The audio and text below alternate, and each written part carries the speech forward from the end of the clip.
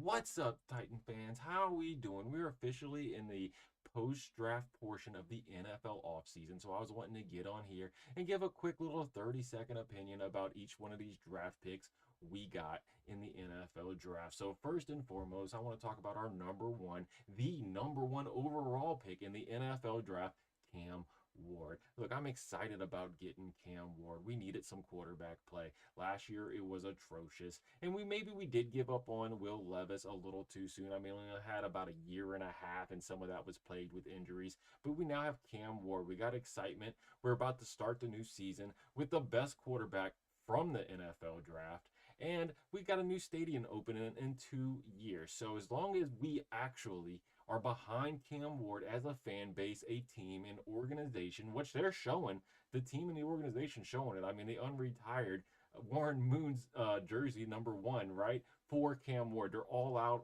all in on him. We ended up denying a trade request from the New York Giants with all this draft capital because they were wanting to move up to take Cam Ward. But we drafted him. He's our guy, and we got to maintain that for years to come. And that's all I want us to do. Even if he doesn't perform well, let's say halfway through the season or even this season in general, we got to stick with him next season and the year after. We got to see his contract through, play him continuously. Nothing like let's tank for Manning or whoever else is gonna be available. No, we got to stick it through with Cam Ward because we're going all out on him. So as a fan base, let's please keep it together and not do what we normally do and throw people to the wolves as soon as they start having a bad few games. Next on the list is Oladejo out of UCLA.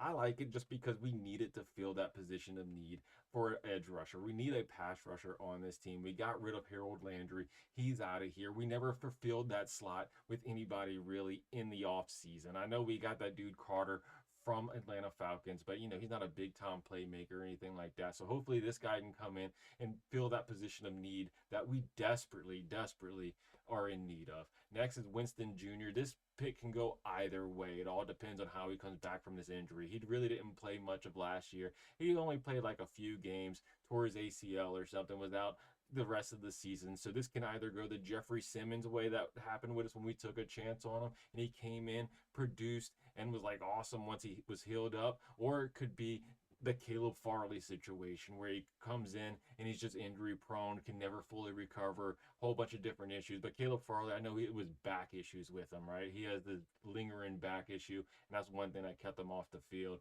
So, it's a little different situation, but hopefully it pans out with Winston.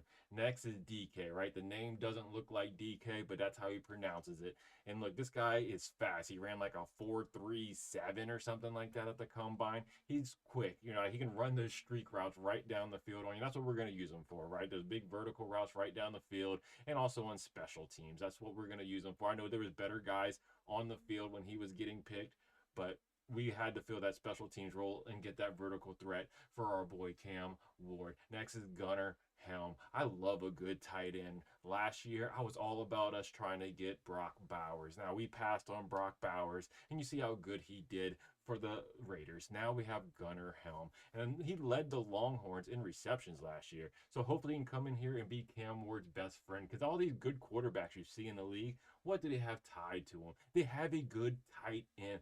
I mean, you see it with Mark Andrews, you see it with Kelsey. I mean, it's all across the league. You need a good tight end in this day and age, a good receiving tight end. None of these pass blocking tight ends, right? That's old school offense. And as Brian Callahan has said over and over again, he's trying to modernize this offense. So we got to start with a good receiving tight end. Next is A.O. Manor. Look, we need this guy because the Jags drafted Travis Hunter. You look at the tape, Travis Hunter's worst game was against A.O. Manor. So he came in there, he was mossing them all day long. So it's a good pick, good receiver. Love to see it. Next, Slater. He's a guard out of Sacramento State. I'm not going to lie. I don't know much about offensive guards, especially from Sacramento State.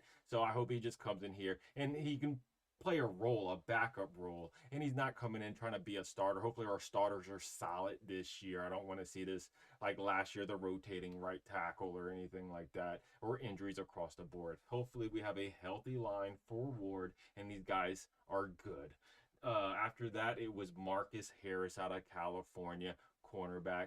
I mean, he's in the 6th round. You don't even know if this guy's going to make the roster. Maybe he can make an impact, maybe not. Over here, you're just throwing darts at the board, hoping one of them sticks. And then the runner back, Caleb Mullings. We don't even know if he's going to make the roster either, but if he does, he's going to fill that Julius Chestnut role, special teamer, coming in, short yardage, try to power through because he's a power back. Maybe he can get that yard or two, or, goal line situations. And then, that does it for the draft. Overall, I'm pretty satisfied with it. But let me know your thoughts down in the comments below. Don't forget to like and subscribe to the What's Nation. And as always, tighten up, baby.